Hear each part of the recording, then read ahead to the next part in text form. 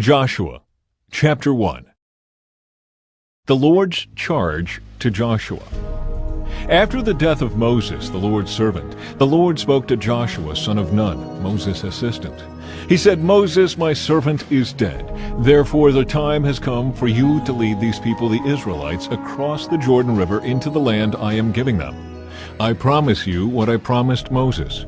Wherever you set foot, you will be on land I have given you, from the Negev wilderness in the south to the Lebanon mountains in the north, from the Euphrates River in the east to the Mediterranean Sea in the west, including all the land of the Hittites. No one will be able to stand against you as long as you live. For I will be with you, as I was with Moses. I will not fail you or abandon you. Be strong and courageous, for you are the one who will lead these people to possess all the land I swore to their ancestors I would give them. Be strong and very courageous. Be careful to obey all the instructions Moses gave you. Do not deviate from them, turning either to the right or to the left. Then you will be successful in everything you do. Study this book of instruction continually. Meditate on it day and night, so you will be sure to obey everything written in it. Only then will you prosper and succeed in all you do. This is my command: be strong and courageous. Do not be afraid or discouraged, for the Lord your God is with you wherever you go." Joshua's charge to the Israelites. Joshua then commanded the officers of Israel, "Go through the camp and tell the people to get their provisions ready. In 3 days you will cross the Jordan River and take possession of the land the Lord your God is giving you." Then Joshua called together the tribes of Reuben, Gad, and the half-tribe of Manasseh. He told them, "Remember what Moses, the servant of the Lord, commanded you. The Lord your God is giving you a place of rest. He has given you this land. Your wives, children, and livestock may remain here in the land Moses assigned to you, on the east side of the Jordan River.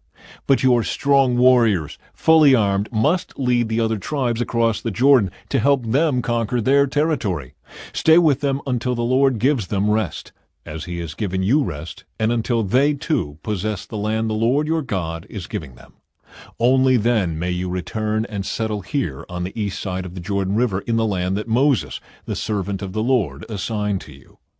They answered Joshua, "We will do whatever you command us, and we will go wherever you send us. We will obey you just as we obeyed Moses. And may the Lord your God be with you as he was with Moses. Anyone who rebels against your orders and does not obey your words and everything you command will be put to death. So be strong and courageous." Chapter 2. Rahab protects the spies. Then Joshua secretly sent out 2 spies from the Israelite camp at Acacia Grove. He instructed them, "Scout out the land on the other side of the Jordan River, especially around Jericho." So the 2 men set out and came to the house of a prostitute named Rahab, and stayed there that night. But someone told the king of Jericho, "Some Israelites have come here tonight to spy out the land." So the king of Jericho sent orders to Rahab, "Bring out the men who have come into your house, for they have come here to spy out the whole land." Rahab had hidden the 2 men, but she replied, "Yes, the men were here earlier, but I didn't know where they were from. They left the town at dusk as the gates were about to close. I don't know where they went. If you hurry, you can probably catch up with them." Actually, she had taken them up to the roof and hidden them beneath bundles of flax she had laid out. So the king's men went looking for the spies along the road leading to the shallow crossings of the Jordan River. And as soon as the king's men had left, the gate of Jericho was shut. Before the spies went to sleep that night, Rahab went up on the roof to talk with them. "I know the Lord has given you this land," she told them. "We are all afraid of you. Everyone in the land is living in terror, for we have heard how the Lord made a dry path for you through the Red Sea when you left Egypt. And we know what you did to Sihon and Og, the 2 Amorite kings east of the Jordan River, whose people you completely destroyed. No wonder our hearts have melted in fear. No one has the courage to fight after hearing such things. For the Lord your God is the supreme God of the heavens above and the earth below. Now swear to me by the Lord that you will be kind to me and my family, since I have helped you. Give me some guarantee that when Jericho is conquered, you will let me live, along with my father and mother, my brothers and sisters, and all their families." "We offer our own lives as a guarantee for your safety," the men agreed.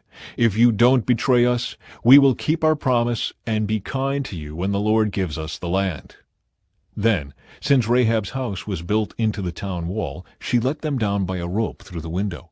"Escape to the hill country," she told them. "Hide there for 3 days from the men searching for you. Then, when they have returned, you can go on your way." Before they left, the men told her, "We will be bound by the oath we have taken only if you follow these instructions. When we come into the land, you must leave this scarlet rope hanging from the window through which you let us down. And all your family members, your father, mother, brothers, and all your relatives must be here inside the house. If they go out into the street and are killed, it will not be our fault. But if anyone lays a hand on people inside this house, we will accept the responsibility for their death. If you betray us, however, we are not bound by this oath in any way." "I accept your terms," she replied, and she sent them on their way, leaving the scarlet rope hanging from the window. The spies went up into the hill country and stayed there 3 days. The men who were chasing them searched everywhere along the road, but they finally returned without success.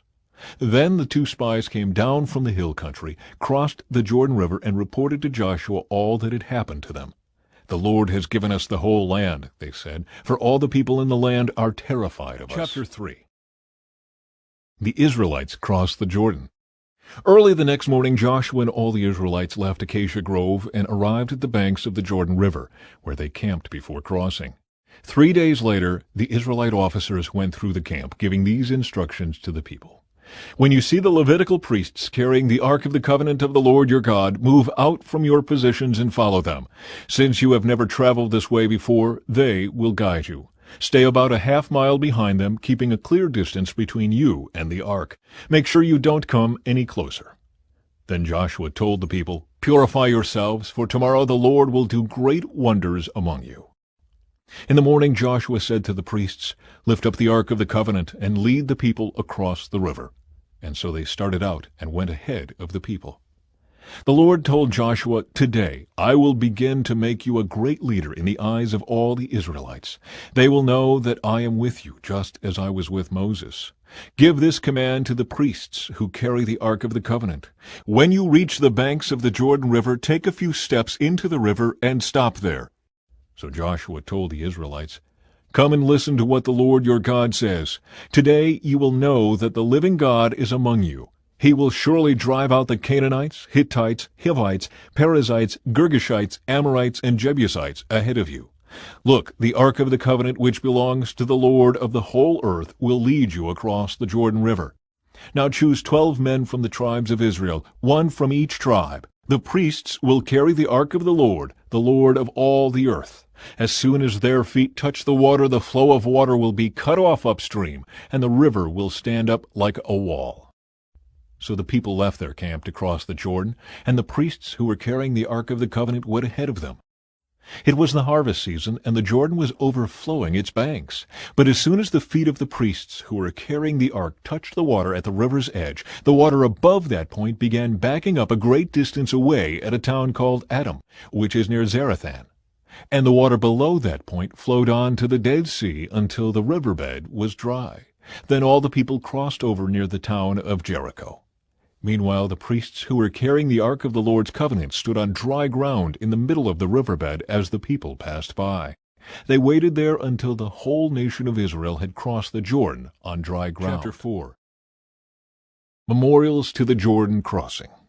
When all the people had crossed the Jordan, the Lord said to Joshua, "Now choose 12 men, 1 from each tribe. Tell them, take 12 stones from the very place where the priests are standing in the middle of the Jordan.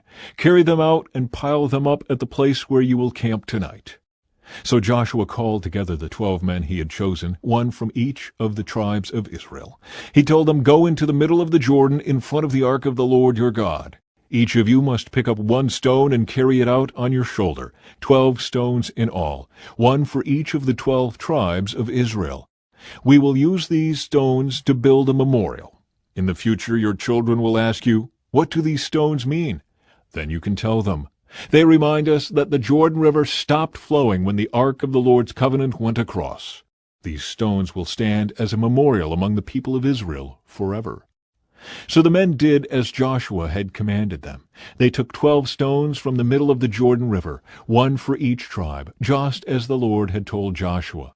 They carried them to the place where they camped for the night and constructed the memorial there. Joshua also set up another pile of 12 stones in the middle of the Jordan, at the place where the priests who carried the Ark of the Covenant were standing, and they are there to this day. The priests who were carrying the ark stood in the middle of the river until all of the Lord's commands that Moses had given to Joshua were carried out. Meanwhile, the people hurried across the riverbed, and when everyone was safely on the other side, the priests crossed over with the ark of the Lord as the people watched. The armed warriors from the tribes of Reuben, Gad, and the half-tribe of Manasseh led the Israelites across the Jordan, just as Moses had directed. These armed men, about 40,000 strong, were ready for battle, and the Lord was with them as they crossed over to the plains of Jericho. That day the Lord made Joshua a great leader in the eyes of all the Israelites, and for the rest of his life they revered him as much as they had revered Moses. The Lord had said to Joshua, "Command the priests carrying the Ark of the Covenant to come up out of the riverbed." So Joshua gave the command. As soon as the priests carrying the Ark of the Lord's covenant came up out of the riverbed, and their feet were on high ground, the water of the Jordan returned and overflowed its banks as before. The people crossed the Jordan on the 10th day of the first month. Then they camped at Gilgal, just east of Jericho. It was there at Gilgal that Joshua piled up the 12 stones taken from the Jordan River. Then Joshua said to the Israelites, "In the future your children will ask, 'What do these stones mean?' Then you can tell them, 'This is where the Israelites crossed the Jordan on dry ground. For the Lord your God dried up the river right before your eyes, and he kept it dry until you were all across, just as he did at the Red Sea when he dried it up until we had all crossed over. He did this so all the nations of the earth might know that the Lord's hand is powerful, and so you might fear the Lord your God forever." Chapter 5. When all the Amorite kings west of the Jordan and all the Canaanite kings who lived along the Mediterranean coast heard how the Lord had dried up the Jordan River so the people of Israel could cross, they lost heart and were paralyzed with fear because of them. Israel reestablishes covenant ceremonies. At that time the Lord told Joshua, "Make flint knives and circumcise the second generation of Israelites." So Joshua made flint knives and circumcised the entire male population of Israel at Gibeath Hararaloth. Joshua had to circumcise them because all the men who were old enough to fight in battle when they left Egypt had died in the wilderness. Those who left Egypt had all been circumcised, but none of those born after the Exodus during the years in the wilderness had been circumcised. The Israelites had traveled in the wilderness for 40 years until all the men who were old enough to fight in battle when they left Egypt had died. For they had disobeyed the Lord, and the Lord vowed he would not let them enter the land he had sworn to give us, a land flowing with milk and honey. So Joshua circumcised their sons, those who had grown up to take their fathers' places, for they had not been circumcised on the way to the promised land. After all the males had been circumcised, they rested in the camp until they were healed. Then the Lord said to Joshua, "Today I have rolled away the shame of your slavery in Egypt." So that place has been called Gilgal to this day. While the Israelites were camped at Gilgal on the plains of Jericho, they celebrated Passover on the evening of the 14th day of the first month. The very next day they began to eat unleavened bread and roasted grain harvested from the land. No manna appeared on the day they first ate from the crops of the land, and it was never seen again. So from that time on, the Israelites ate from the crops of Canaan. The Lord's commander confronts Joshua. When Joshua was near the town of Jericho, he looked up and saw a man standing in front of him with sword in hand. Joshua went up to him and demanded, "Are you friend or foe?" "Neither one," he replied. "I am the commander of the Lord's army." At this, Joshua fell with his face to the ground in reverence. "I am at your command," Joshua said. "What do you want your servant to do?" The commander of the Lord's army replied, "Take off your sandals, for the place where you are standing is holy." And Joshua did as he was told. Chapter 6. The fall of Jericho. Now the gates of Jericho were tightly shut because the people were afraid of the Israelites. No one was allowed to go out or in. But the Lord said to Joshua, I have given you Jericho, its king and all its strong warriors. You and your fighting men should march around the town once a day for 6 days. 7 priests will walk ahead of the ark, each carrying a ram's horn. On the 7th day, you are to march around the town 7 times, with the priests blowing the horns. When you hear the priests give one long blast on the ram's horns, have all the people shout as loud as they can. Then the walls of the town will collapse and the people can charge straight into the town. So Joshua called together the priests and said, "Take up the ark of the Lord's covenant and assign 7 priests to walk in front of it, each carrying a ram's horn." Then he gave orders to the people, "March around the town, and the armed men will lead the way in front of the ark of the Lord." After Joshua spoke to the people, the 7 priests with the ram's horns started marching in the presence of the Lord, blowing the horns as they marched, and the ark of the Lord's covenant followed behind them. Some of the armed men marched in front of the priests with the horns, and some behind the ark, with the priests continually blowing the horns. "Do not shout, do not even talk," Joshua commanded. "Not a single word from any of you until I tell you to shout. Then shout." So the ark of the Lord was carried around the town once that day, and then everyone returned to spend the night in the camp. Joshua got up early the next morning, and the priests again carried the ark of the Lord. The 7 priests with the ram's horns marched in front of the ark of the Lord, blowing their horns. Again the armed men marched both in front of the priest with the horns and behind the ark of the Lord. All this time the priests were blowing their horns. On the 2nd day they again marched around the town once and returned to the camp. They followed this pattern for 6 days. On the 7th day the Israelites got up at dawn and marched around the town as they had done before. But this time they went around the town 7 times. The 7th time around, as the priests sounded the long blast on their horns, Joshua commanded the people, "Shout, for the Lord has given you the town. Jericho and everything in it must be completely destroyed as an offering to the Lord. Only Rahab the prostitute and the others in her house will be spared, for she protected our spies. Do not take any of the things set apart for destruction, or you yourselves will be completely destroyed, and you will bring trouble on the camp of Israel.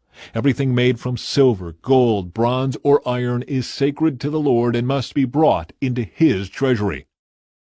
When the people heard the sound of the ram's horns, they shouted as loud as they could. Suddenly the walls of Jericho collapsed, and the Israelites charged straight into the town and captured it.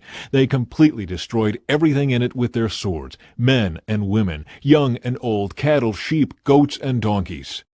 Meanwhile Joshua said to the 2 spies, "Keep your promise. Go to the prostitute's house and bring her out, along with all her family."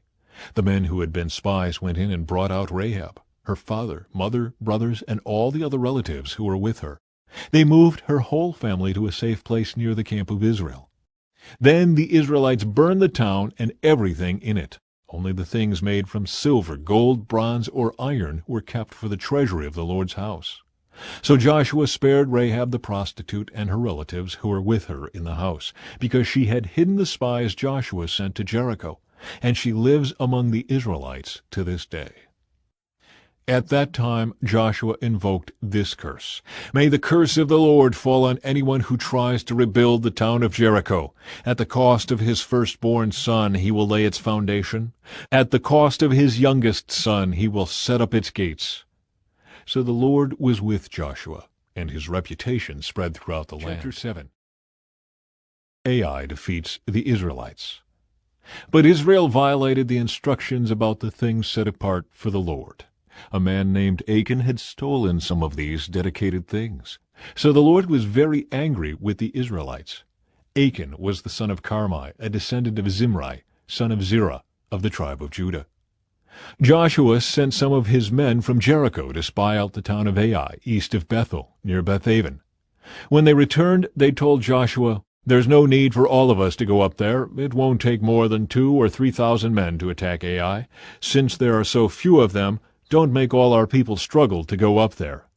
So approximately 3,000 warriors were sent, but they were soundly defeated. The men of Ai chased the Israelites from the town gate as far as the quarries, and they killed about 36 who were retreating down the slope. The Israelites were paralyzed with fear at this turn of events, and their courage melted away. Joshua and the elders of Israel tore their clothing in dismay, threw dust on their heads, and bowed face down to the ground before the ark of the Lord until evening. Then Joshua cried out, "O sovereign Lord, why did you bring us across the Jordan River if you are going to let the Amorites kill us? If only we had been content to stay on the other side. Lord, what can I say now that Israel has fled from its enemies? For when the Canaanites and all the other people living in the land hear about it, they will surround us and wipe our name off the face of the earth.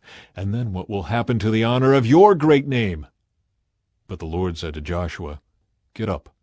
Why are you lying on your face like this? Israel has sinned and broken my covenant. They have stolen some of the things that I commanded must be set apart for me. And they have not only stolen them, but have lied about it and hidden the things among their own belongings. That is why the Israelites are running from their enemies in defeat. For now Israel itself has been set apart for destruction. I will not remain with you any longer unless you destroy the things among you that were set apart for destruction. Get up, command the people to purify themselves in preparation for tomorrow. For this is what the Lord, the God of Israel, says. Hidden among you, O Israel, are things set apart for the Lord. You will never defeat your enemies until you remove these things from among you. In the morning you must present yourselves by tribes, and the Lord will point out the tribe to which the guilty man belongs. That tribe must come forward with its clans, and the Lord will point out the guilty clan. That clan will then come forward, and the Lord will point out the guilty family. Finally, each member of the guilty family must come forward one by one. The one who has stolen what was set apart for destruction will himself be burned with fire, along with everything he has, for he has broken the covenant of the Lord and has done a horrible thing in Israel. Achan's sin. Early the next morning Joshua brought the tribes of Israel before the Lord, and the tribe of Judah was singled out. Then the clans of Judah came forward, and the clan of Zerah was singled out. Then the families of Zerah came forward, and the family of Zimri was singled out. Every member of Zimri's family was brought forward person by person, and Achan was singled out. Then Joshua said to Achan, "My son, give glory to the Lord, the God of Israel, by telling the truth. Make your confession and tell me what you have done. Don't hide it from me." Achan replied, "It is true. I have sinned against the Lord, the God of Israel. Among the plunder I saw a beautiful robe from Babylon, 200 silver coins, and a bar of gold weighing more than a pound. I wanted them so much that I took them. They are hidden in the ground beneath my tent, with the silver buried deeper than the rest." So Joshua sent some men to make a search. They ran to the tent and found the stolen goods hidden there, just as Achan had said, with the silver buried beneath the rest. They took the things from the tent and brought them to Joshua and all the Israelites. Then they laid them on the ground in the presence of the Lord. Then Joshua and all the Israelites took Achan, the silver, the robe, the bar of gold, his sons, daughters, cattle, donkeys, sheep, goats, tent, and everything he had, and they brought them to the valley of Achor. Then Joshua said to Achan, "Why have you brought trouble on us? The Lord will now bring trouble on you." And all the Israelites stoned Achan and his family and burned their bodies. They piled a great heap of stones over Achan, which remains to this day. That is why the place has been called the Valley of Trouble ever since. So the Lord was no longer angry. Chapter 8. The Israelites defeat Ai. Then the Lord said to Joshua, "Do not be afraid or discouraged. Take all your fighting men and attack Ai, for I have given you the king of Ai, his people, his town, and his land. You will destroy them as you destroyed Jericho and its king. But this time you may keep the plunder and the livestock for yourselves. Set an ambush behind the town." So Joshua and all the fighting men set out to attack Ai. Joshua chose 30,000 of his best warriors and sent them out at night with these orders: "Hide in ambush close behind the town and be ready for action. When our main army attacks, the men of Ai will come out to fight as they did before, and we will run away from them. We will let them chase us until we have drawn them away from the town. For they will say, The Israelites are running away from us as they did before. Then, while we are running from them, you will jump up from your ambush and take possession of the town, for the Lord your God will give it to you. Set the town on fire as the Lord has commanded. You have your orders." So they left and went to the place of ambush between Bethel and the west side of Ai. But Joshua remained among the people in the camp that night. Early the next morning Joshua roused his men and started toward Ai, accompanied by the elders of Israel. All the fighting men who were with Joshua marched in front of the town and camped on the north side of Ai, with a valley between them and the town. That night Joshua sent 5,000 men to lie in ambush between Bethel and Ai, on the west side of the town. So they stationed the main army north of the town and the ambush west of the town. Joshua himself spent that night in the valley. When the king of Ai saw the Israelites across the valley, he and all his army hurried out early in the morning and attacked the Israelites at a place overlooking the Jordan Valley. But he didn't realize there was an ambush behind the town. Joshua and the Israelite army fled toward the wilderness, as though they were badly beaten. Then all the men in the town were called out to chase after them. In this way they were lured away from the town. There was not a man left in Ai or Bethel who did not chase after the Israelites, and the town was left wide open. Then the Lord said to Joshua, "Point the spear in your hand toward Ai, for I will hand the town over to you." Joshua did as he was commanded.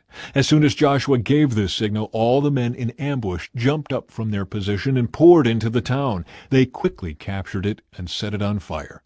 When the men of Ai looked behind them, smoke from the town was filling the sky, and they had nowhere to go, for the Israelites who had fled in the direction of the wilderness now turned on their pursuers. When Joshua and all the other Israelites saw that the ambush had succeeded and that smoke was rising from the town, they turned and attacked the men of Ai. Meanwhile, the Israelites who were inside the town came out and attacked the enemy from the rear. So the men of Ai were caught in the middle, with Israelite fighters on both sides. Israel attacked them, and not a single person survived or escaped. Only the king of Ai was taken alive and brought to Joshua. When the Israelite army finished chasing and killing all the men of Ai in the open fields, they went back and finished off everyone inside. So the entire population of Ai, including men and women, was wiped out that day, 12,000 in all. For Joshua kept holding out his spear until everyone who had lived in Ai was completely destroyed. Only the livestock and the treasures of the town were not destroyed, for the Israelites kept these as plunder for themselves, as the Lord had commanded Joshua. So Joshua burned the town of Ai, and it became a permanent mound of ruins, desolate to this very day. Joshua impaled the king of Ai on a sharpened pole, and left him there until evening. At sunset the Israelites took down the body as Joshua commanded, and threw it in front of the town gate. They piled a great heap of stones over him that can still be seen today. The Lord's covenant renewed. Then Joshua built an altar to the Lord, the God of Israel, on Mount Ebal. He followed the commands that Moses, the Lord's servant, had written in the book of instruction. "Make me an altar from stones that are uncut and have not been shaped with iron tools." Then on the altar they presented burnt offerings and peace offerings to the Lord. And as the Israelites watched, Joshua copied onto the stones of the altar the instructions Moses had given them. Then all the Israelites, foreigners and native-born alike, along with the elders, officers, and judges, were divided into two groups. One group stood in front of Mount Gerizim, the other in front of Mount Ebal. Each group faced the other, and between them stood the Levitical priests carrying the Ark of the Lord's covenant. This was all done according to the commands that Moses, the servant of the Lord, had previously given for blessing the people of Israel. Joshua then read to them all the blessings and curses Moses had written in the book of instruction. Every word of every command that Moses had ever given was read to the entire assembly of Israel, including the women and children and the foreigners who lived among them. Chapter 9. The Gibeonites deceive Israel. Now all the kings west of the Jordan River heard about what had happened. These were the kings of the Hittites, Amorites, Canaanites, Perizzites, Hivites, and Jebusites, who lived in the hill country in the western foothills and along the coast of the Mediterranean Sea, as far north as the Lebanon mountains. These kings combined their armies to fight as one against Joshua and the Israelites. But when the people of Gibeon heard what Joshua had done to Jericho and Ai, they resorted to deception to save themselves. They sent ambassadors to Joshua, loading their donkeys with weathered saddlebags and old patched wineskins. They put on worn-out patched sandals and ragged clothes, and the bread they took with them was dry and moldy. When they arrived at the camp of Israel at Gilgal, they told Joshua and the men of Israel, "We have come from a distant land to ask you to make a peace treaty with us." The Israelites replied to these Hivites, "How do we know you don't live nearby? For if you do, we cannot make a treaty with you." They replied, "We are your servants." "But who are you?" Joshua demanded. "Where do you come from?" They answered, "Your servants have come from a very distant country. We have heard of the might of the Lord your God and of all he did in Egypt. We have also heard what he did to the two Amorite kings east of the Jordan River, King Sihon of Heshbon and King Og of Bashan, who lived in Ashtaroth. So our elders and all our people instructed us, 'Take supplies for a long journey. Go, meet with the people of Israel and tell them, "We are your servants. Please make a treaty with us." This bread was hot from the ovens when we left our homes, but now, as you can see, it is dry and moldy. These wineskins were new when we filled them, but now they are old and split open. And our clothing and sandals are worn out from our very long journey." So the Israelites examined their food, but they did not consult the Lord. Then Joshua made a peace treaty with them and guaranteed their safety. And the leaders of the community ratified their agreement with a binding oath. 3 days after making the treaty, they learned that these people actually lived nearby. The Israelites set out at once to investigate and reached their towns in 3 days. The names of these towns were Gibeon, Kephirah, Beeroth, and Kiriath-Jearim. But the Israelites did not attack the towns, for the Israelite leaders had made a vow to them in the name of the Lord, the God of Israel. The people of Israel grumbled against their leaders because of the treaty, but the leaders replied, "Since we have sworn an oath in the presence of the Lord, the God of Israel, we cannot touch them. This is what we must do. We must let them live, for divine anger would come upon us if we broke our oath. Let them live." So they made them woodcutters and water carriers for the entire community, as the Israelite leaders directed. Joshua called together the Gibeonites and said, "Why did you lie to us? Why did you say that you live in a distant land when you live right here among us? May you be cursed. From now on you will always be servants who cut wood and carry water for the house of my God." They replied, "We did it because we, your servants, were clearly told that the Lord your God commanded his servant Moses to give you this entire land and to destroy all the people living in it. So we feared greatly for our lives because of you. That is why we have done this. Now we are at your mercy. Do to us whatever you think is right." So Joshua did not allow the people of Israel to kill them. But that day he made the Gibeonites the woodcutters and water carriers for the community of Israel and for the altar of the Lord, wherever the Lord would choose to build it. And that is what they do to this day. Chapter 10. Israel defeats the southern armies. Adonizedek, king of Jerusalem, heard that Joshua had captured and completely destroyed Ai, and killed its king, just as he had destroyed the town of Jericho and killed its king. He also learned that the Gibeonites had made peace with Israel and were now their allies. He and his people became very afraid when they heard all this, because Gibeon was a large town, as large as the royal cities and larger than Ai, and the Gibeonite men were strong warriors. So King Adonizedek of Jerusalem sent messengers to several other kings, Hoham of Hebron, Piram of Jarmuth, Japhiah of Lachish, and Deber of Eglon. "Come and help me destroy Gibeon," he urged them, "for they have made peace with Joshua and the people of Israel." So these 5 Amorite kings combined their armies for a united attack. They moved all their troops into place and attacked Gibeon.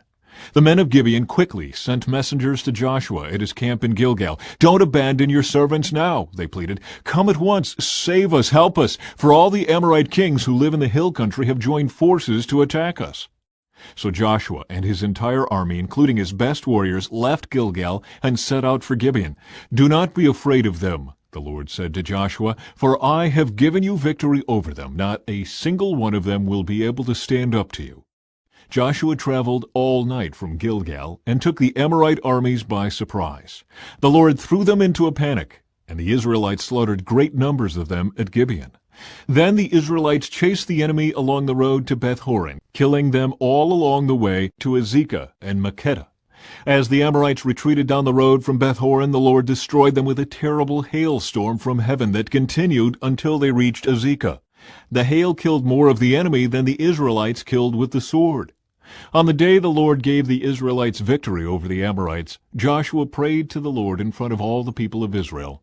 He said, "Let the sun stand still over Gibeon, and the moon over the valley of Ajalon." So the sun stood still and the moon stayed in place until the nation of Israel had defeated its enemies. Is this event not recorded in the book of Jashar? The sun stayed in the middle of the sky, and it did not set as on a normal day. There has never been a day like this one before or since when the Lord answered such a prayer. Surely the Lord fought for Israel that day. Then Joshua and the Israelite army returned to their camp at Gilgal.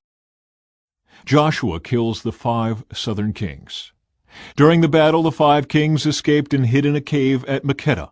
When Joshua heard that they had been found, he issued this command: "Cover the opening of the cave with large rocks, and place guards at the entrance to keep the kings inside. The rest of you continue chasing the enemy and cut them down from the rear.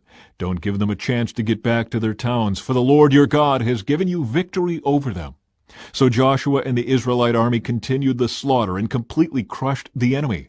They totally wiped out the 5 armies except for a tiny remnant that managed to reach their fortified towns. Then the Israelites returned safely to Joshua in the camp at Makkedah. After that, no one dared to speak even a word against Israel. Then Joshua said, "Remove the rocks covering the opening of the cave and bring the 5 kings to me." So they brought the 5 kings out of the cave, the kings of Jerusalem, Hebron, Jarmuth, Lachish, and Eglon. When they brought them out, Joshua told the commanders of his army, "Come and put your feet on the kings' necks." And they did as they were told. "Don't ever be afraid or discouraged," Joshua told his men. "Be strong and courageous, for the Lord is going to do this to all of your enemies." Then Joshua killed each of the 5 kings and impaled them on 5 sharpened poles, where they hung until evening. As the sun was going down, Joshua gave instructions for the bodies of the kings to be taken down from the poles and thrown into the cave where they had been hiding. Then they covered the opening of the cave with a pile of large rocks, which remains to this very day. Israel destroys the southern towns. That same day Joshua captured and destroyed the town of Makkedah. He killed everyone in it, including the king, leaving no survivors.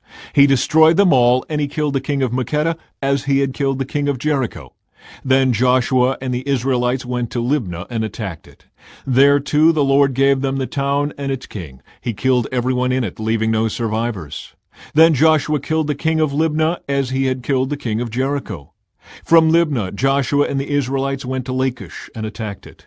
Here again the Lord gave them Lachish. Joshua took it on the 2nd day and killed everyone in it, just as he had done at Libnah. During the attack on Lachish, King Horam of Gezer arrived with his army to help defend the town, but Joshua's men killed him and his army, leaving no survivors. Then Joshua and the Israelite army went on to Eglon and attacked it. They captured it that day and killed everyone in it. He completely destroyed everyone, just as he had done at Lachish. From Eglon, Joshua and the Israelite army went up to Hebron and attacked it. They captured the town and killed everyone in it, including its king, leaving no survivors. They did the same thing to all of its surrounding villages. And just as he had done at Eglon, he completely destroyed the entire population. Then Joshua and the Israelites turned back and attacked Debir.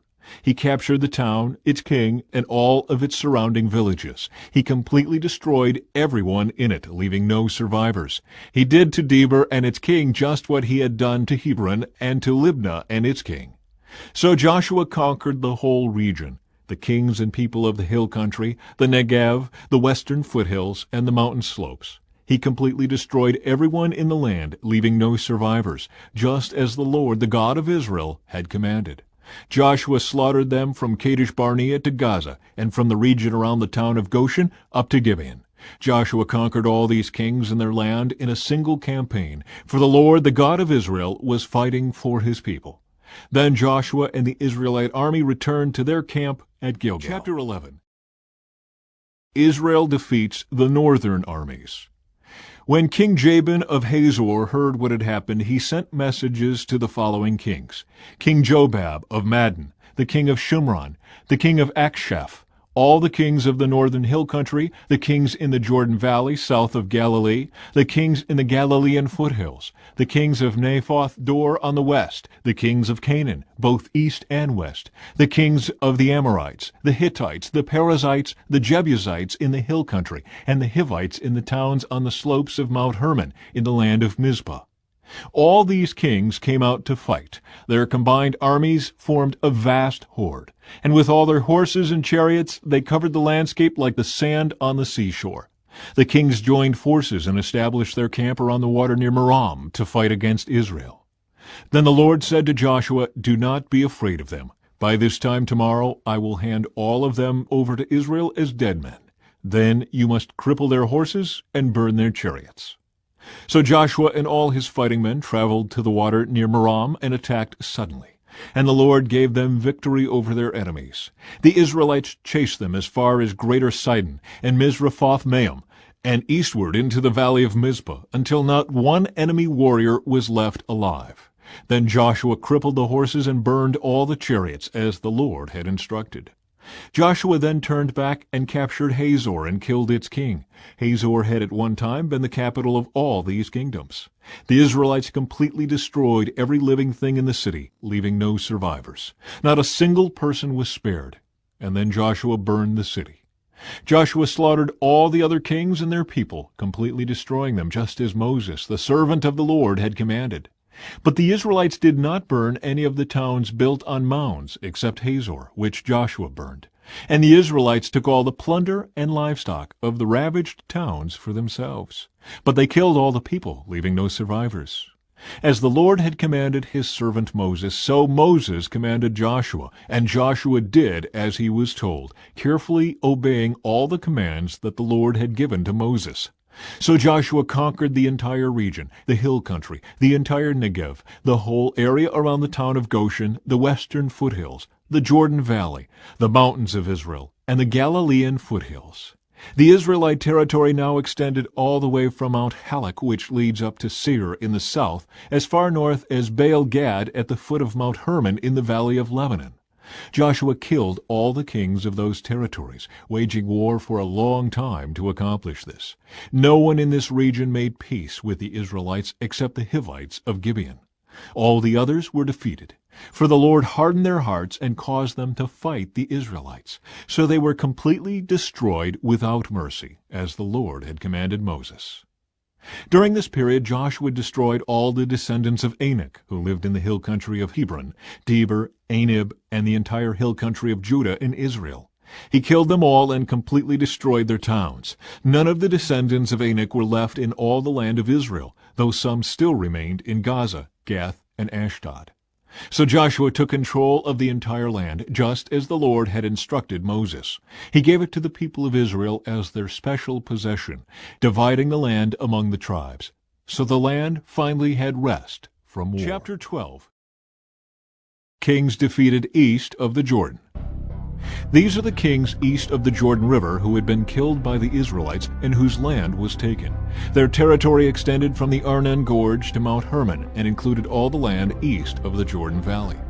King Sihon of the Amorites, who lived in Heshbon, was defeated. His kingdom included Aror on the edge of the Arnon Gorge and extended from the middle of the Arnon Gorge to the Jabbok River, which serves as a border for the Ammonites. This territory included the southern half of the territory of Gilead. Sihon also controlled the Jordan Valley and regions to the east, from as far north as the Sea of Galilee to as far south as the Dead Sea, including the road to Beth Jeshimoth and southward to the slopes of Pisgah. King Og of Bashan, the last of the Rephaites, lived at Ashtaroth and Edrei. He ruled a territory stretching from Mount Hermon to Salekah in the north and to all of Bashan in the east, and westward to the borders of the kingdoms of Gesher and Maacah. This territory included the northern half of Gilead as far as the boundary of King Sihon of Heshbon. Moses, the servant of the Lord, and the Israelites had destroyed the people of King Sihon and King Og. And Moses gave their land as a possession to the tribes of Reuben, Gad, and the half-tribe of Manasseh. Kings defeated west of the Jordan. The following is a list of the kings that Joshua and the Israelite armies defeated on the west side of the Jordan, from Baal-Gad in the valley of Lebanon to Mount Halak, which leads up to Seir. Joshua gave this land to the tribes of Israel as their possession, including the hill country, the western foothills, the Jordan Valley, the mountain slopes, the Judean wilderness, and the Negev. The people who lived in this region were the Hittites, the Amorites, the Canaanites, the Perizzites, the Hivites, and the Jebusites.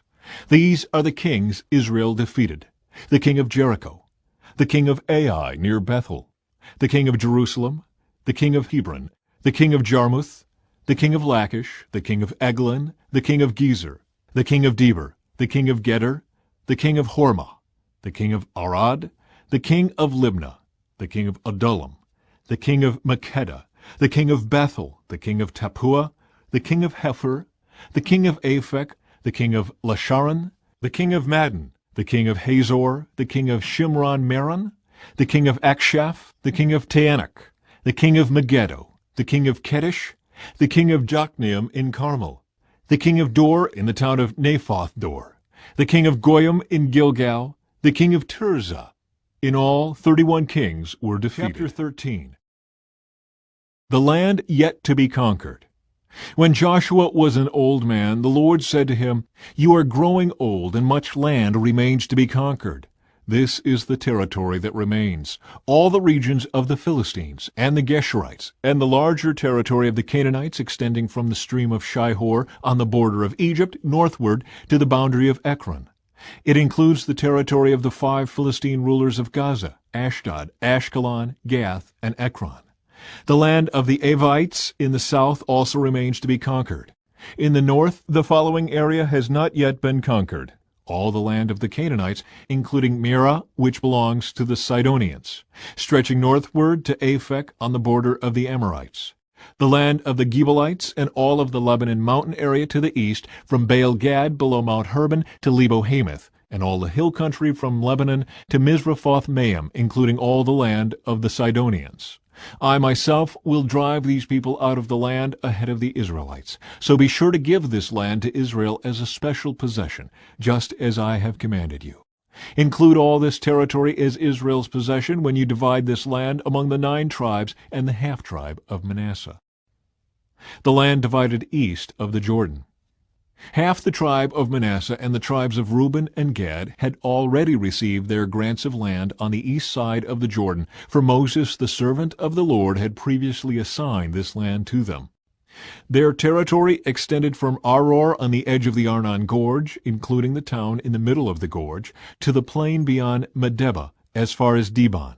It also included all the towns of King Sihon of the Amorites, who had reigned in Heshbon, and extended as far as the borders of Ammon.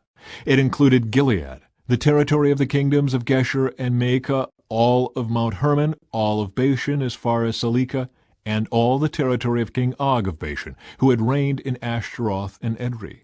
King Og was the last of the Rephaites, for Moses had attacked them and driven them out. But the Israelites failed to drive out the people of Geshur and Maacah, so they continue to live among the Israelites to this day. An allotment for the tribe of Levi. Moses did not assign any allotment of land to the tribe of Levi. Instead, as the Lord had promised them, their allotment came from the offerings burned on the altar to the Lord, the God of Israel. The land given to the tribe of Reuben. Moses had assigned the following area to the clans of the tribe of Reuben. Their territory extended from Aror on the edge of the Arnon Gorge, including the town in the middle of the gorge, to the plain beyond Medeba. It included Heshbon and the other towns on the plain: Dibon, Bamoth Baal, Beth Baal Meon, Jahaz, Kedemoth, Mephaath, Kiriathaim, Sibmah, Zereth Shahar on the hill above the valley, Beth Peor, the slopes of Pisgah, and Beth Jeshimoth. The land of Reuben also included all the towns of the plain and the entire kingdom of Sihon. Sihon was the Amorite king who had reigned in Heshbon and was killed by Moses along with the leaders of Midian: Evi, Rekem, Zur, Hur, and Reba, princes living in the region who were allied with Sihon. The Israelites had also killed Balaam, son of Beor, who used magic to tell the future. The Jordan River marked the western boundary for the tribe of Reuben. The towns and their surrounding villages in this area were given as a homeland to the clans of the tribe of Reuben. The land given to the tribe of Gad. Moses had assigned the following area to the clans of the tribe of Gad. Their territory included Jazer, all the towns of Gilead, and half of the land of Ammon as far as the town of Aroer just west of Rabbah. It extended from Heshbon to Ramoth Mizpah and Betonim, and from Mahanaim to Lo-debar. In the valley were Beth-haram, Beth-nimrah, Succoth, Zaphon, and the rest of the kingdom of King Sihon of Heshbon. The western boundary ran along the Jordan River, extended as far north as the tip of the Sea of Galilee, and then turned eastward. The towns and their surrounding villages in this area were given as a homeland to the clans of the tribe of Gad. The land given to the half-tribe of Manasseh. Moses had assigned the following area to the clans of the half-tribe of Manasseh. Their territory extended from Mahanaim, including all of Bashan, all the former kingdom of King Og, and the 60 towns of Jair in Bashan. It also included half of Gilead and King Og's royal cities of Ashtaroth and Edrei. All this was given to the clans of the descendants of Machir, who was Manasseh's son. These are the allotments Moses had made while he was on the plains of Moab across the Jordan River east of Jericho. But Moses gave no allotment of land to the tribe of Levi, for the Lord, the God of Israel, had promised that he himself would be their allotment. Chapter 14. The land divided west of the Jordan. The remaining tribes of Israel received land in Canaan as allotted by Eleazar the priest, Joshua son of Nun, and the tribal leaders. These 9.5 tribes received their grants of land by means of sacred lots, in accordance with the Lord's command through Moses. Moses had already given a grant of land to the 2.5 tribes on the east side of the Jordan River, but he had given the Levites no such allotment. The descendants of Joseph had become 2 separate tribes, Manasseh and Ephraim, and the Levites were given no land at all, only towns to live in with surrounding pasture lands for their livestock and all their possessions. So the land was distributed in strict accordance with the Lord's commands to Moses. Caleb requests his land. A delegation from the tribe of Judah, led by Caleb, son of Jephunneh the Kenizzite, came to Joshua at Gilgal. Caleb said to Joshua, "Remember what the Lord said to Moses, the man of God, about you and me when we were at Kadesh Barnea. I was 40 years old when Moses, the servant of the Lord, sent me from Kadesh Barnea to explore the land of Canaan. I returned and gave an honest report, but my brothers who went with me frightened the people from entering the promised land. For my part, I wholeheartedly followed the Lord my God. So that day Moses solemnly promised me, the land of Canaan on which you are just walking will be your grant of land and that of your descendants forever, because you wholeheartedly followed the Lord my God. Now, as you can see, the Lord has kept me alive and well, as he promised, for all these 45 years since Moses made this promise, even while Israel wandered in the wilderness.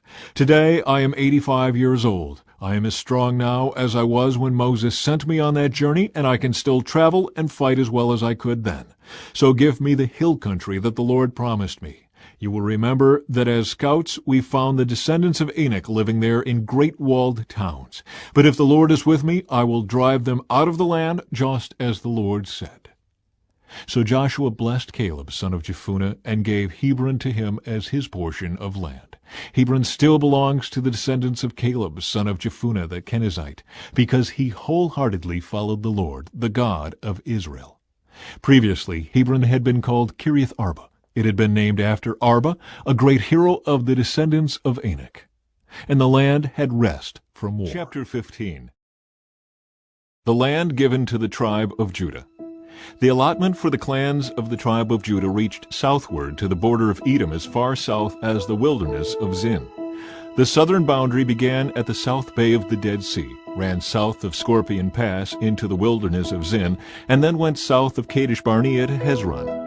Then it went up to Adar, where it turned toward Karka. From there it passed to Asmon until it finally reached the brook of Egypt, which it followed to the Mediterranean Sea. This was their southern boundary. The eastern boundary extended along the Dead Sea to the mouth of the Jordan River. The northern boundary began at the bay where the Jordan River empties into the Dead Sea, went up from there to Beth Hoglah, then proceeded north of Beth Arabah to the stone of Bohan. Bohan was Reuben's son. From that point it went through the valley of Achor to Deber, turning north toward Gilgal, which is across from the slopes of Edomim on the south side of the valley. From there the boundary extended to the springs at En-Shemesh and on to En-Rogel. The boundary then passed through the valley of Ben-Hinnom along the southern slopes of the Jebusites, where the city of Jerusalem is located. Then it went west to the top of the mountain above the valley of Hinnom, and on up to the northern end of the valley of Rephaim. From there the boundary extended from the top of the mountain to the spring at the waters of Nephtoah, and from there to the towns on Mount Ephron. Then it turned toward Baalah, that is, Kiriath-Jearim. The boundary circled west of Baalah to Mount Seir, passed along to the town of Kisalon on the northern slope of Mount Jearim, and went down to Beth-Shemesh and on to Timnah. The boundary then proceeded to the slope of the hill north of Ekron, where it turned towards Shekiran and Mount Baalah. It passed Jabneel and ended at the Mediterranean Sea. The western boundary was the shoreline of the Mediterranean Sea. These are the boundaries for the clans of the tribe of Judah. The land given to Caleb. The Lord commanded Joshua to assign some of Judah's territory to Caleb, son of Jephunneh. So Caleb was given the town of Kiriath Arba, that is Hebron, which had been named after Anak's ancestor. Caleb drove out the three groups of Anakites, the descendants of Sheshai, Ahiman, and Talmai, the sons of Anak. From there he went to fight against the people living in the town of Deber, formerly called Kiriath-Sepher. Caleb said, I will give my daughter Achsah in marriage to the one who attacks and captures Kiriath-Sepher. Othniel, the son of Caleb's brother Kenaz, was the one who conquered it, so Achsah became Othniel's wife. When Achsah married Othniel, she urged him to ask her father for a field. As she got down off her donkey, Caleb asked her, What's the matter? She said, Give me another gift. You have already given me land in the Negev. Now please give me springs of water, too. So Caleb gave her the upper and lower springs. The towns allotted to Judah. This was the homeland allocated to the clans of the tribe of Judah. The towns of Judah situated along the borders of Edom in the extreme south were Kabzeel, Eder, Jagur, Kena, Dimona, Adada, Kedesh, Hazor, Ithnan, Ziph, Telem, Bealoth, Hazar-Hadattah, Kiriath Hezron, that is, Hazor, Amam, Shema, Moladah, Hazar-Gadah, Heshmon, Beth-Pelet, Hazar-Shual, Beersheba, Biziothea, Baalah, Eam, Ezem, Iltalad, Kizel, Hormah, Ziklag, Madmannah, Sansannah, Lebaoth, Shilhim, Ain, and Rimmon, 29 towns with their surrounding villages. The following towns situated in the western foothills were also given to Judah: Eshtaol, Zorah, Ashna, Zanoah, Enganim, Tappuah, Enam, Jarmuth, Adullam, Soko, Azekah, Shearaim, Adithium, Gedera, and Gederothium, 14 towns with their surrounding villages. Also included were Zenan, Hadashah, Migdal-Gad, Dilian, Mizpeh, Joktheel, Lachish, Bozkath, Eglon, Kabon, Lamam, Kitlish, Gederoth, Beth-Dagon, Naamah, and Makkedah, 16 towns with their surrounding villages. Besides these, there were Libnah, Ether, Ashan, Iphtha, Ashna, Nizib, Keilah, Akzib, and Mareshah, 9 towns with their surrounding villages. The territory of the tribe of Judah also included Ekron and its surrounding settlements and villages. From Ekron the boundary extended west and included the towns near Ashdod with their surrounding villages. It also included Ashdod with its surrounding settlements and villages, and Gaza with its settlements and villages, as far as the brook of Egypt and along the coast of the Mediterranean Sea.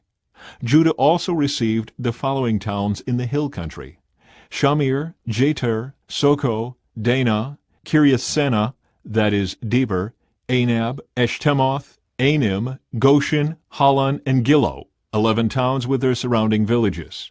Also included were the towns of Arab, Duma, Ishan, Janam, Beth-Tappuah, Aphekah, Humtah, Kiriath Arba, that is, Hebron, and Zior, 9 towns with their surrounding villages.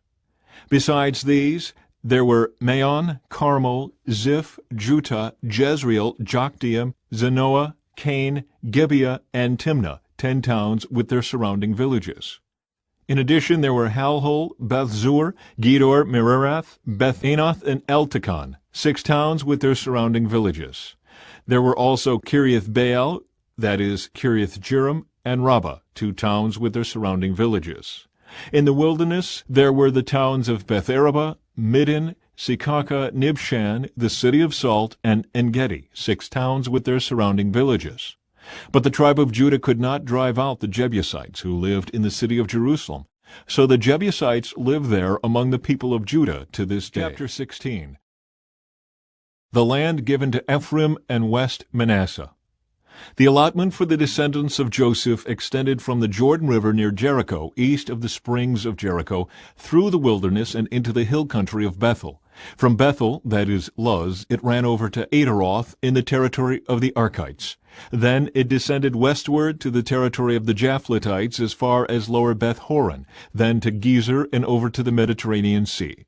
This was the homeland allocated to the families of Joseph's sons, Manasseh and Ephraim.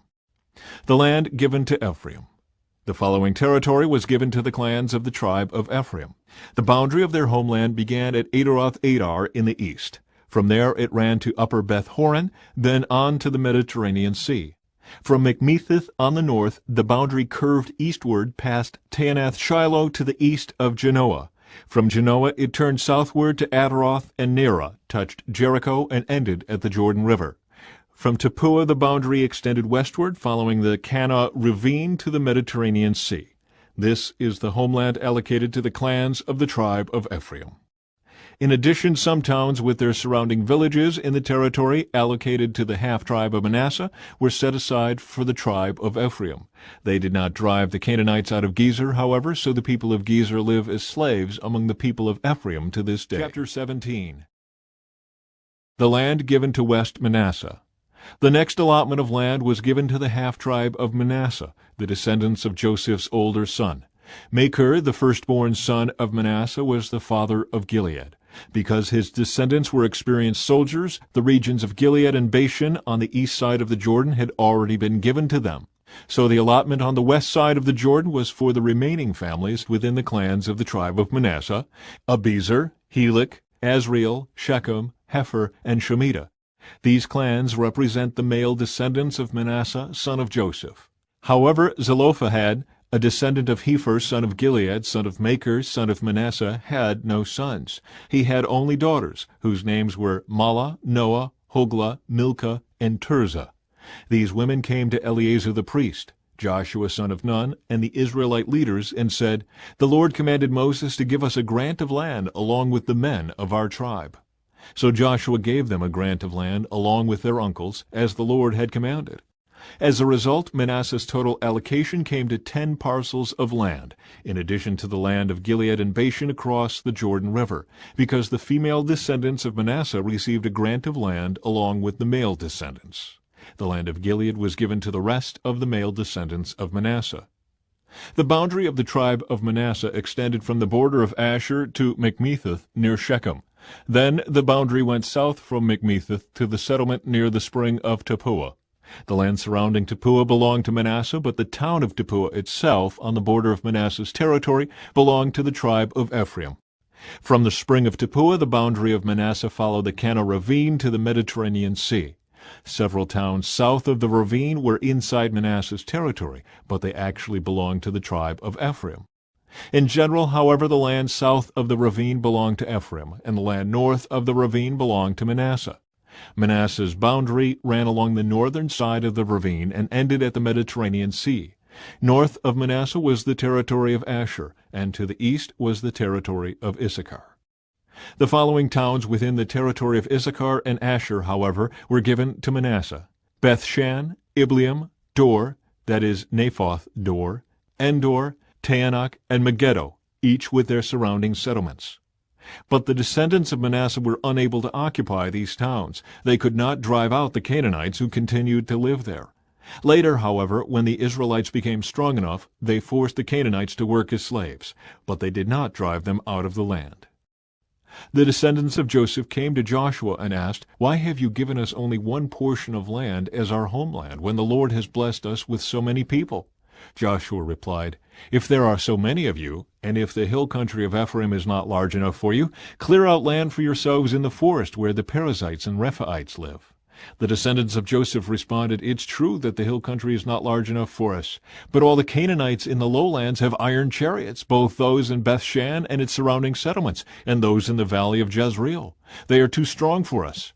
Then Joshua said to the tribes of Ephraim and Manasseh, the descendants of Joseph, "Since you are so large and strong, you will be given more than one portion.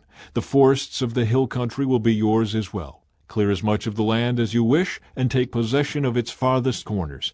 And you will drive out the Canaanites from the valleys too, even though they are strong and have iron chariots." Chapter 18. The allotments of the remaining land. Now that the land was under Israelite control, the entire community of Israel gathered at Shiloh and set up the tabernacle. But there remained 7 tribes who had not yet been allotted their grants of land.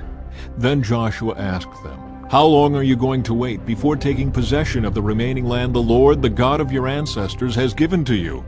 Select 3 men from each tribe, and I will send them out to explore the land and map it out. They will then return to me with a written report of their proposed divisions of their new homeland. Let them divide the land into 7 sections, excluding Judah's territory in the south and Joseph's territory in the north. And when you record the 7 divisions of the land and bring them to me, I will cast sacred lots in the presence of the Lord our God to assign land to each tribe." The Levites, however, will not receive any allotment of land. Their role as priests of the Lord is their allotment. And the tribes of Gad, Reuben, and the half-tribe of Manasseh won't receive any more land, for they have already received their grant of land, which Moses, the servant of the Lord, gave them on the east side of the Jordan River. As the men started on their way to map out the land, Joshua commanded them, "Go and explore the land, and write a description of it. Then return to me, and I will assign the land to the tribes by casting sacred lots here in the presence of the Lord at Shiloh." The men did as they were told and mapped the entire territory into 7 sections, listing the towns in each section. They made a written record and then returned to Joshua in the camp at Shiloh.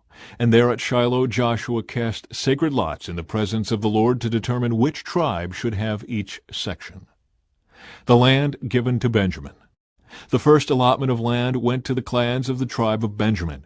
It lay between the territory assigned to the tribes of Judah and Joseph. The northern boundary of Benjamin's land began at the Jordan River, went north of the slope of Jericho, then west through the hill country and the wilderness of Beth-aven. From there the boundary went south to Luz, that is Bethel, and proceeded down to Ataroth-adar on the hill that lies south of lower Beth-horon. The boundary then made a turn and swung south along the western edge of the hill facing Beth-horon, ending at the village of Kiriath-baal, that is Kiriath-jearim, a town belonging to the tribe of Judah. This was the western boundary.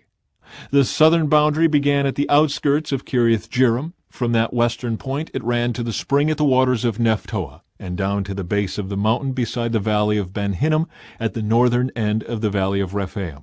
From there it went down the valley of Hinnom, crossing south of the slope where the Jebusites lived, and continued down to En-rogel. From En-rogel the boundary proceeded in a northerly direction and came to En-shemesh and on to Geliloth, which is across from the slopes of Edomim. Then it went down to the stone of Bohan. Bohan was Reuben's son.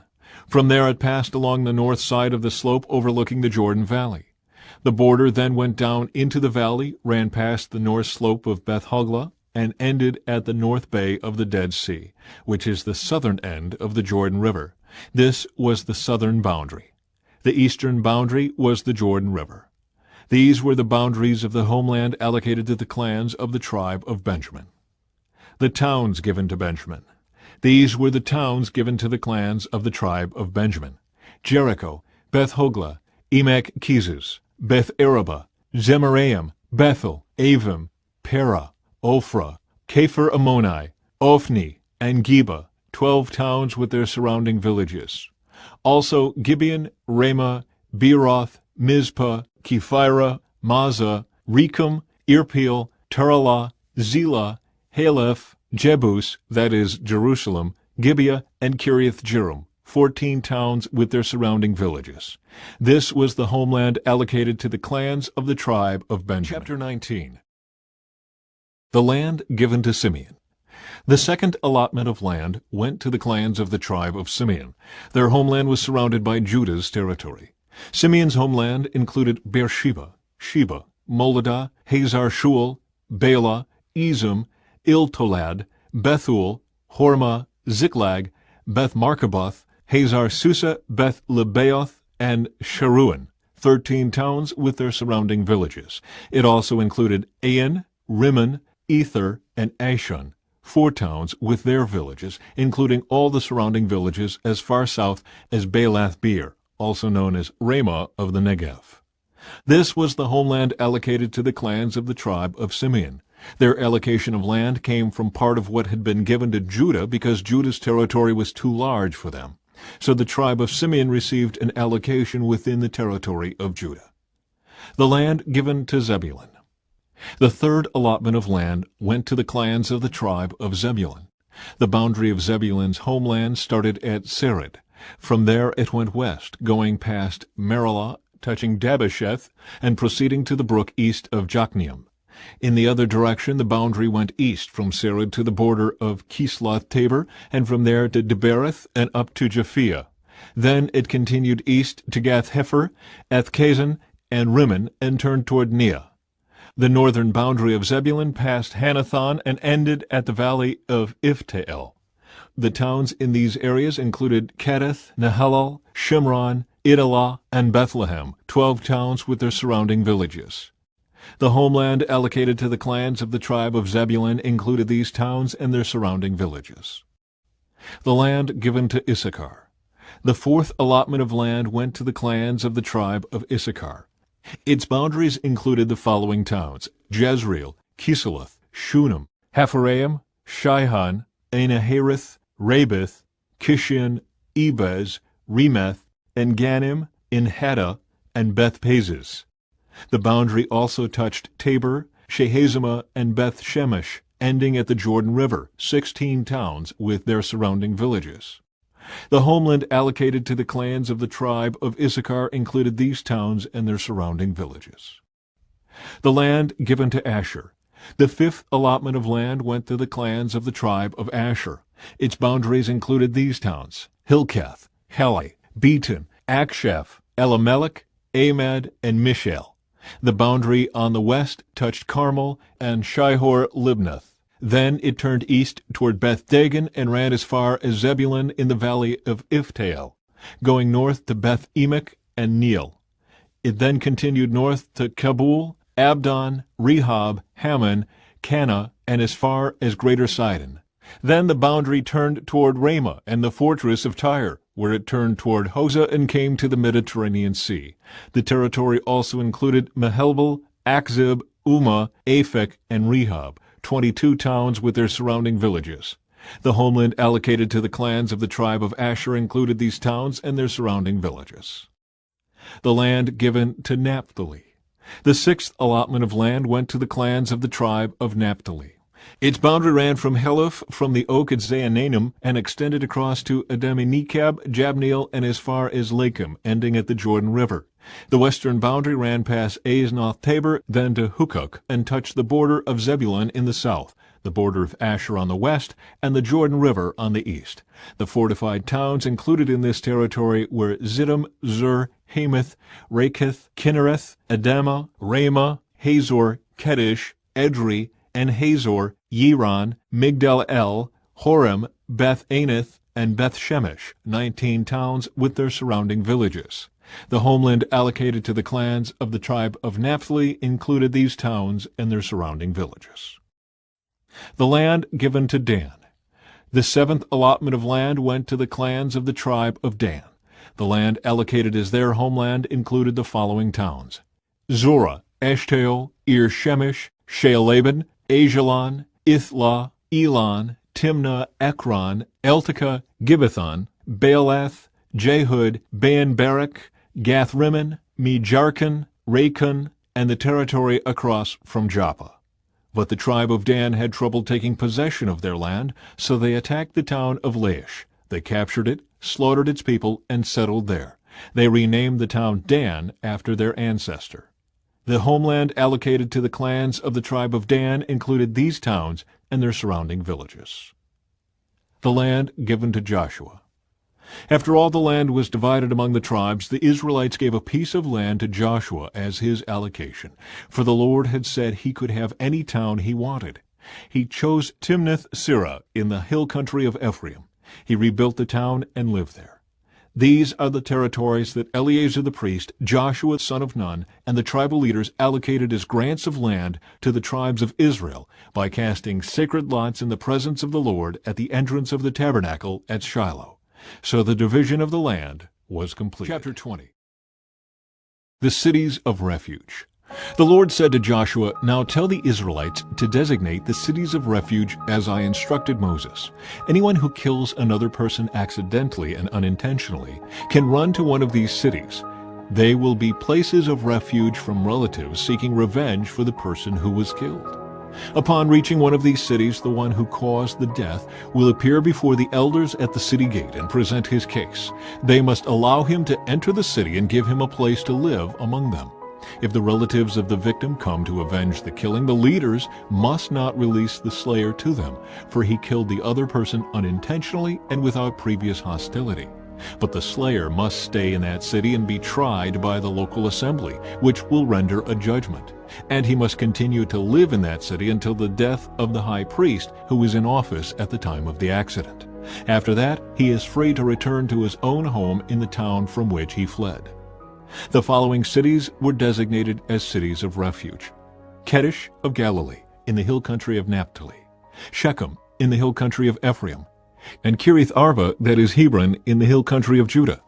On the east side of the Jordan River, across from Jericho, the following cities were designated: Bezer, in the wilderness plain of the tribe of Reuben; Ramoth in Gilead, in the territory of the tribe of Gad; and Golan in Bashan, in the land of the tribe of Manasseh. These cities were set apart for all the Israelites, as well as the foreigners living among them. Anyone who accidentally killed another person could take refuge in one of these cities. In this way, they could escape being killed in revenge prior to standing trial before the local assembly. Chapter 21.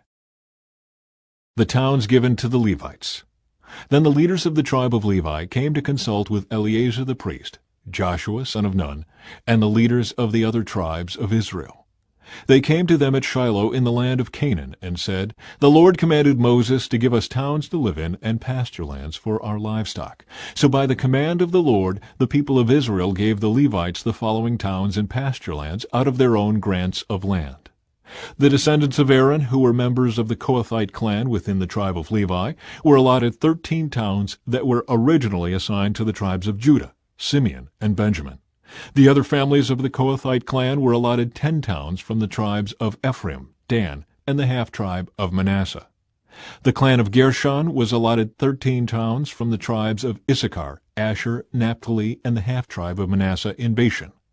The clan of Merari was allotted 12 towns from the tribes of Reuben, Gad, and Zebulun. So the Israelites obeyed the Lord's command to Moses and assigned these towns and pasture lands to the Levites by casting sacred lots. The Israelites gave the following towns from the tribes of Judah and Simeon to the descendants of Aaron, who were members of the Kohathite clan within the tribe of Levi, since the sacred lot fell to them first: Kiriath Arba, that is Hebron, in the hill country of Judah, along with its surrounding pasture lands. Arba was an ancestor of Anak. But the open fields beyond the town and the surrounding villages were given to Caleb, son of Jephunneh, as his possession. The following towns with their pasture lands were given to the descendants of Aaron the priest: Hebron, a city of refuge for those who accidentally killed someone; Libnah, Jatir, Eshtemoa, Holon, Deber, Ain, Juttah, and Bethshemesh, 9 towns from these 2 tribes. From the tribe of Benjamin, the priests were given the following towns with their pasture lands: Gibeon, Geba, Anathoth, and Almon, 4 towns. So in all, 13 towns with their pasture lands were given to the priests, the descendants of Aaron. The rest of the Kohathite clan from the tribe of Levi was allotted the following towns and pasture lands from the tribe of Ephraim: Shechem, in the hill country of Ephraim, a city of refuge for those who accidentally killed someone; Gezer, Kibzaim, and Beth-horon, 4 towns. The following towns and pasture lands were allotted to the priests from the tribe of Dan: Eltekeh, Gibbethon, Ajalon, and Gathrimmon, 4 towns. The half-tribe of Manasseh allotted the following towns with their pasture lands to the priests: Taanach and Gathrimmon, 2 towns. So in all 10 towns with their pasture lands were given to the rest of the Kohathite clan.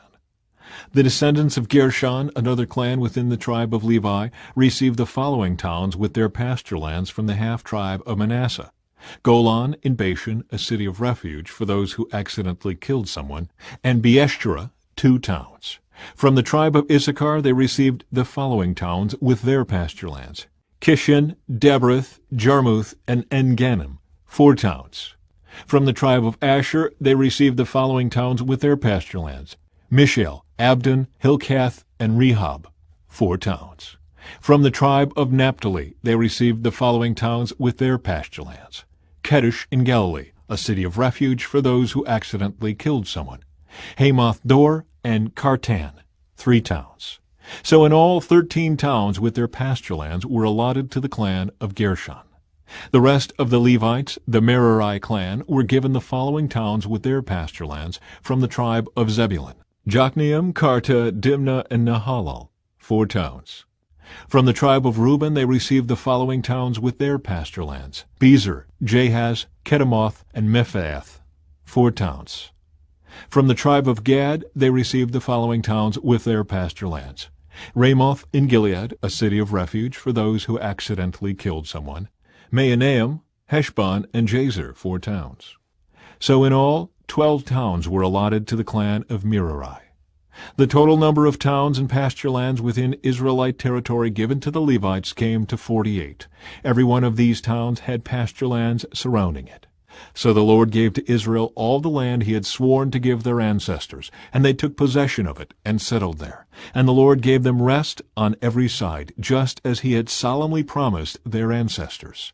None of their enemies could stand against them, for the Lord helped them conquer all their enemies. Not a single one of all the good promises the Lord had given to the family of Israel was left unfulfilled. Everything he had spoken came true. Chapter 22. The eastern tribes return home. Then Joshua called together the tribes of Reuben, Gad, and the half-tribe of Manasseh. He told them, "You have done as Moses, the servant of the Lord, commanded you, and you have obeyed every order I have given you. During all this time you have not deserted the other tribes. You have been careful to obey the commands of the Lord your God right up to the present day.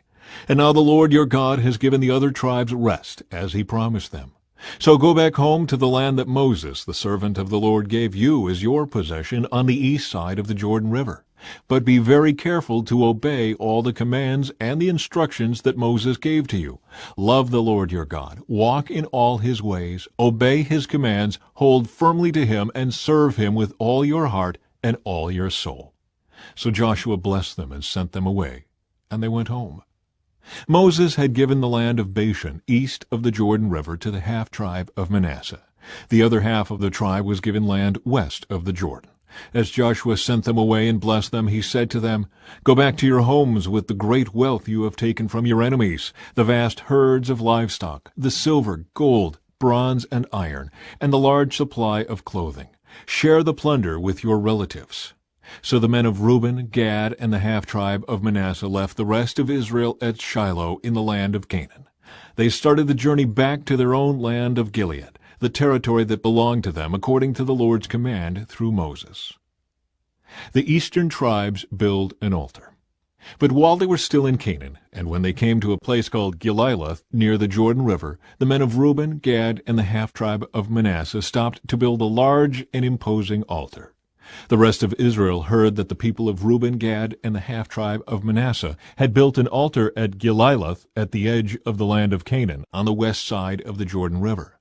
So the whole community of Israel gathered at Shiloh and prepared to go to war against them. First, however, they sent a delegation led by Phinehas, son of Eleazar the priest, to talk with the tribes of Reuben, Gad, and the half-tribe of Manasseh. In this delegation were 10 leaders of Israel, one from each of the 10 tribes, and each the head of his family within the clans of Israel. When they arrived in the land of Gilead, they said to the tribes of Reuben, Gad, and the half-tribe of Manasseh, The whole community of the Lord demands to know why you are betraying the God of Israel. How could you turn away from the Lord and build an altar for yourselves in rebellion against him? Was our sin at Peor not enough? To this day we are not fully cleansed of it, even after the plague that struck the entire community of the Lord. And yet today you are turning away from following the Lord. If you rebel against the Lord today, he will be angry with all of us tomorrow. If you need the altar because the land you possess is defiled, then join us in the Lord's land, where the tabernacle of the Lord is situated, and share our land with us. But do not rebel against the Lord or against us by building an altar other than the one true altar of the Lord our God. Didn't divine anger fall on the entire community of Israel when Achan, a member of the clan of Zerah, sinned by stealing the things set apart for the Lord? He was not the only one who died because of his sin. Then the people of Reuben, Gad, and the half-tribe of Manasseh answered the heads of the clans of Israel, "The Lord, the Mighty One, is God. The Lord, the Mighty One, is God. He knows the truth, and may Israel know it too. We have not built the altar in treacherous rebellion against the Lord. If we have done so, do not spare our lives this day. If we have built an altar for ourselves to turn away from the Lord, or to offer burnt offerings, or grain offerings, or peace offerings, may the Lord himself punish us. The truth is, we have built this altar because we fear that in the future your descendants will say to ours, 'What right do you have to worship the Lord, the God of Israel?'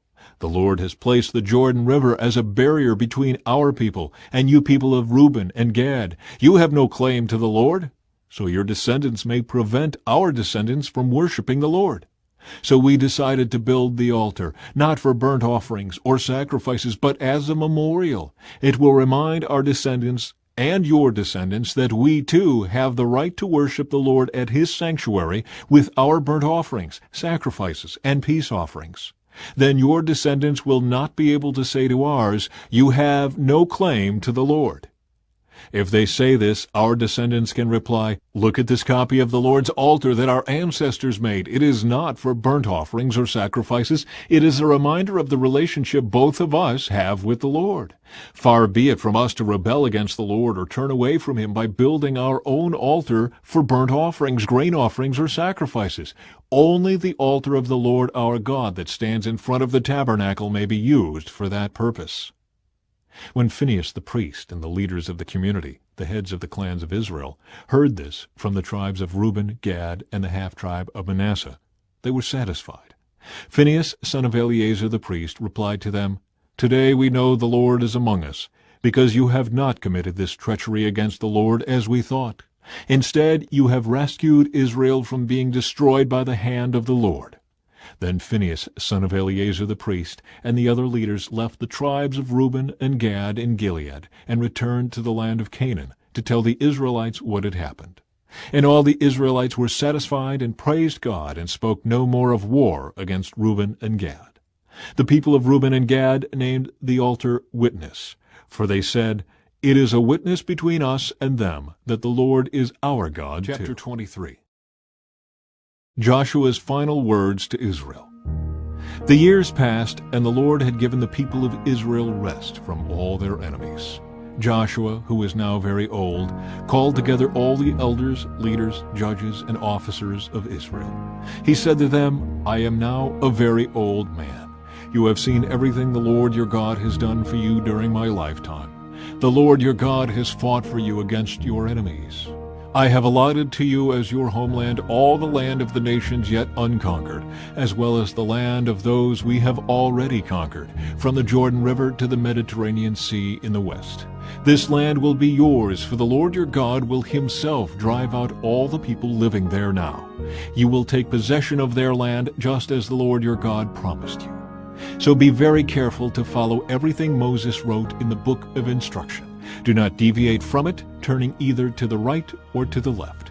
Make sure you do not associate with the other people still remaining in the land. Do not even mention the names of their gods, much less swear by them, or serve them, or worship them. Rather, cling tightly to the Lord your God, as you have done until now. For the Lord has driven out great and powerful nations for you, and no one has yet been able to defeat you. Each one of you will put to flight 1,000 of the enemy, for the Lord your God fights for you, just as he has promised. So be very careful to love the Lord your God. But if you turn away from him and cling to the customs of the survivors of these nations remaining among you, and if you intermarry with them, then know for certain that the Lord your God will no longer drive them out of your land. Instead, they will be a snare and a trap to you, a whip for your backs, and thorny brambles in your eyes, and you will vanish from this good land the Lord your God has given you.